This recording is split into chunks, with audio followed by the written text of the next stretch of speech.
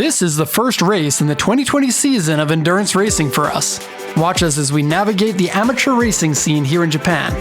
Last season, we ended up last place in each of the 3 races we took part in.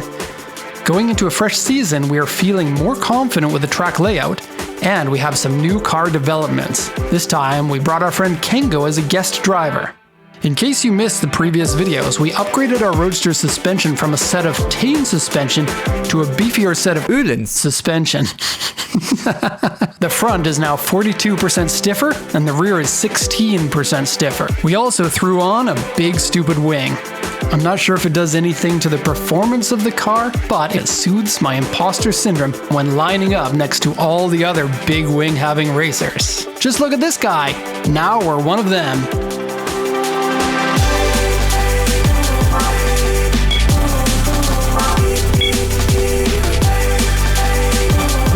We arrived at 7 o'clock. After unpacking and the driver's meeting, we got a couple of hours for practice.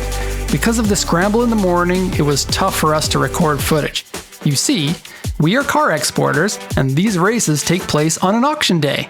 While we are practicing and learning, we are also helping you to buy cars from Pacific Coast Auto, your best choice in buying cars from Japan and exporting them worldwide. This is round 1 of the season. This is coronavirus season. So the first round of the 4-race series has been canceled. Right now we have our guest driver out doing a test. Because of the coronavirus, I can't teach him the track like I normally would with side-by-side driving. Has to be one person in the car at a time. So he's out there learning the car at the moment. It's like 31 degrees here. They said we can't drive with the top off because Mike is too tall. Bruh. This is actually how tall regular people are to Mike. Yeah, so Mike ruined it for everyone. So we're gonna run these tires on the race. We're on the practice tires at the moment. And we'll see how that goes. After 2 hours of practice, we jumped into qualifying. We got about 6 laps to put down our best time, which would determine our place in the starting grid. Now remember the Celica we raced against last time? They were the slowest car in the last season, and therefore, our rival for this race. It turns out that their transmission blew, so they decided to get a very cool Mitsubishi FTO as a replacement. This is a step up in power over the Celica with an excellent 1800cc V6 and 200 horsepower. The Roadster's new upgrades combined with our incremental skill increases meant that we got a bit faster here. My time on the first one is a 53.284. Yeah, that's so fast! I'm looking for compliments here, so you too, Tristan. Dude, you're the best! And Mike's was a 54.112, and that puts us into 5th position, not last. Woo! We are moving up! Yeah, boy!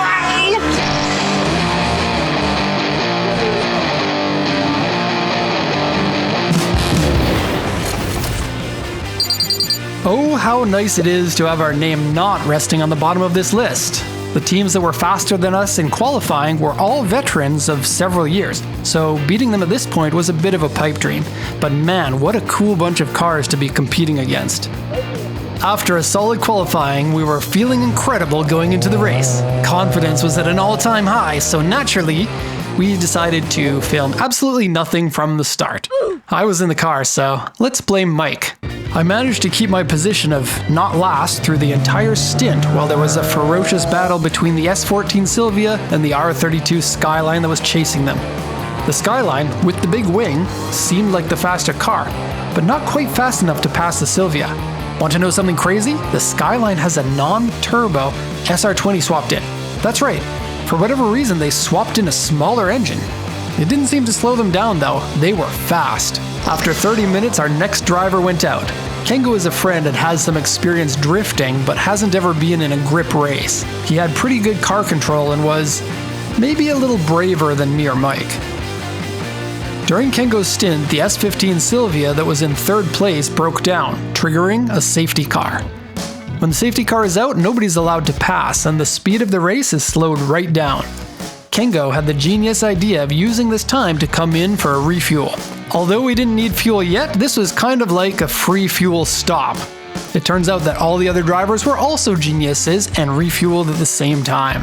Now here's the fun part. For a fuel stop to happen, a driver has to get out of the car, run to the station in the pit, press a stopwatch, and only then can the fuel canister be brought over and the car topped off. With all of that info, you are now officially more informed than Kengo was in that moment.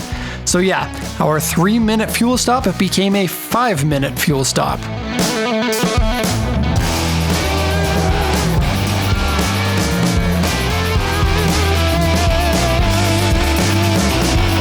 Okay, while we were busy doing race car things, this team, number 18, they had some sort of a breakdown. This is their secondary car. At this point in the race, several of the cars had visited the pits due to problems. The March had an engine that wouldn't run right, and remember that R32 with a giant wing? Yeah, they came into the pit to take that wing off. For no more than a split second, I was getting excited at these teams' misfortune. Perhaps the racing gods wanted to slap me for that, because we ended up being next on that list. Kengo limped into the pits with a flat tire on the front. Okay, time to panic change that tire. Trust me, there's nothing like the feeling of changing a tire as fast as humanly possible.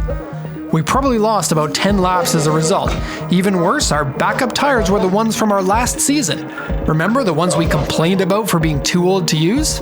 We changed both front tires so that our cornering would be balanced left to right. With less grip on the front, we were expecting our cornering to be pretty bad. It was not a very bitchin' prospect to know that we would be worse off for the second half of the race. It was just about Mike's turn, so we decided to do a driver change a bit early at this point. Kengo, look, this is the small one. Did you see it? Behind one. Go back inside. Go back inside. Thank you. We were about halfway through the race and are 16 laps down from first place. The only team we were ahead at this point was the March that had broken down. We were 4 laps down from the S15 Sylvia that had some troubles, and importantly, 8 laps down from our rival, the FTO team. The pressure was on to gain those 8 laps back. We knew we were faster, but could we catch up while wearing the bad tires? Come buddy! Come buddy! Thank you. So it looks like there's something wrong with their spare car. Battery has not connected. Oh, what a terrible problem to have. March is coming in out to the track now. And they're like 60 laps behind, so as long as they can finish, they can get points. And we got a yellow flag. I see the March is stuck on the side of the road there. Mike passed somebody! Yeah! That was amazing. Mike gets out. 1 car length in front of the safety car that comes out. This is perfect. Look at all these guys. Mike gets a whole lap, and they only get half of a lap before they run into the safety cars. Take that, everyone who's faster than us. And we're back now. And Mike is less aerodynamic. Oh, this is actually exciting. Look, Mike is right behind the FTO, and we're faster than them. Or we're very close to the same speed, so this is going to give Mike a challenge. He's going to be able to pass him, possibly. Mike played it safe on the bad tires, so the lap times were nothing to write home about. Seeing us get passed by so many drivers was heartbreaking. Each time it happened, my heart sank deeper into my chest. How much of our lead could we sustain? And would the old tires hold out to the end of the race?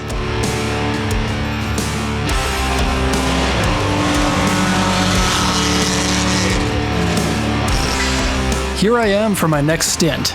I exited the pit and found myself behind the FTO right away. Wow, what a chance to test myself against our rival. Mike was slower than them, but I was determined to prove myself. Now this is interesting. The FTO was clearly the more powerful car, but the Roadster was faster in the corners. Several laps went on like this. Lap after lap, the FTO would pull away on the straights while we would catch right back up in the corners. It only took a small mistake by the FTO to change the script. Quite literally.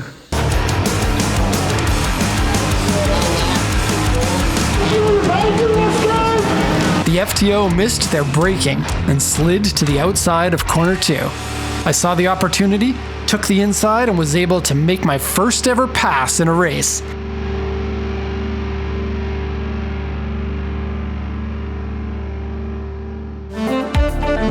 From there on, I pulled away from the FTO and didn't see them for a while. Shortly after, we switched drivers to Kengo for his final stint.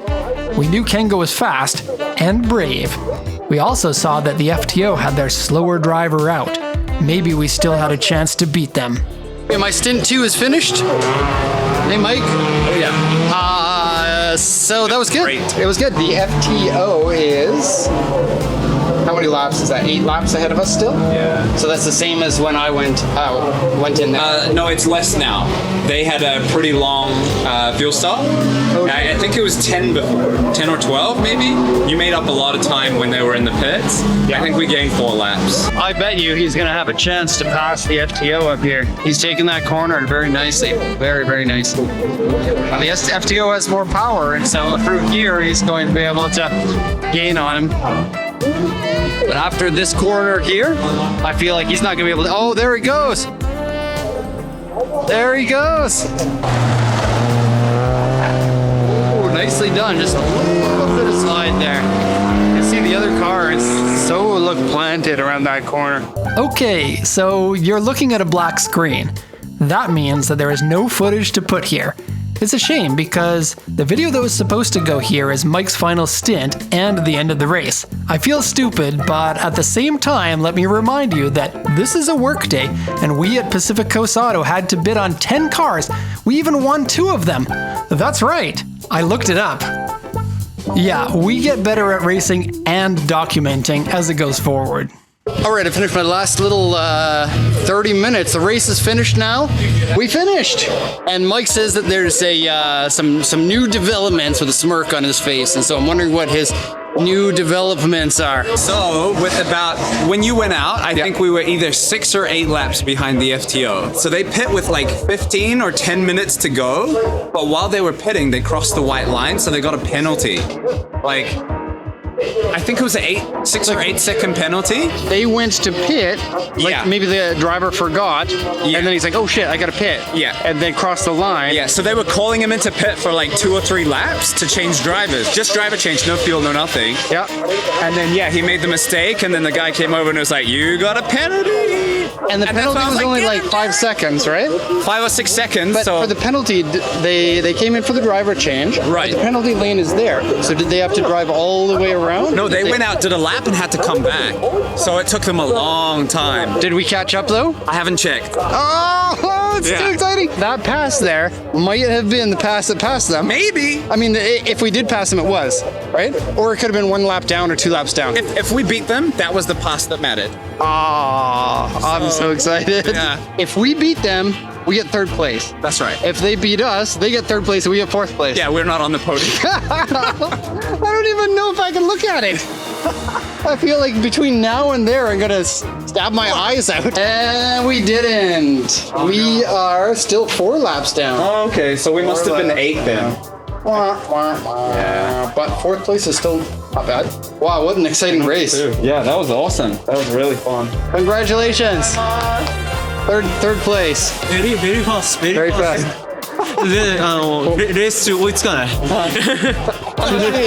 当に楽しい。 After 3.5 hours, that's it for the race. Here are the results. There was an epic back and forth between the S14 Silvia and the R32 Skyline. The Skyline just barely squeezed out the victory by less than a lap, just 31 seconds ahead. Probably the biggest surprise was that the FTO team ended up in 3rd. This was their first ever podium finish, and they deserved it, having a newly developed car and all. We moved up 1 spot and finished in 4th place. This is a nice solid result, even though we didn't beat our rival. We were 4 laps behind them, and a pretty large 23 laps down from 1st. Lastly, the 2 cars that had the most trouble ended up in 5th place and 6th place. This is the first race of the season, so we are starting this one fresh. The top team, Another Beer Please, got 36 points. Everyone else got points for their place in the ranking, except for the Shiraki Kindergarten Seniors group who didn't finish the race. The only point they got was for qualifying. It's really a shame we couldn't put down a clean race after getting those new parts. While I got to have a full stint, I was still getting used to the car and felt like there was more I could get out of it. I was able to reduce my time down 0.7 seconds to 53.2. That's a nice solid improvement. Mike, bless his soul, had to do all his laps on the bad tires, so his best lap was actually 0.1 seconds slower than his best ever. Putting aside our lap times, I was thrilled to see that we were dialing down how sucky we were at competing. In our first race, we finished 44 laps down, and the most recent race, we finished 24 laps down. In this race, we finished just 23 laps down, and with an emergency tire change that cost us about 10 laps, plus whatever time that was lost driving slower on those tires. This is really something to celebrate. I can't wait to see what happens in the next race. For me, the FTO battle is something I will remember for a long time.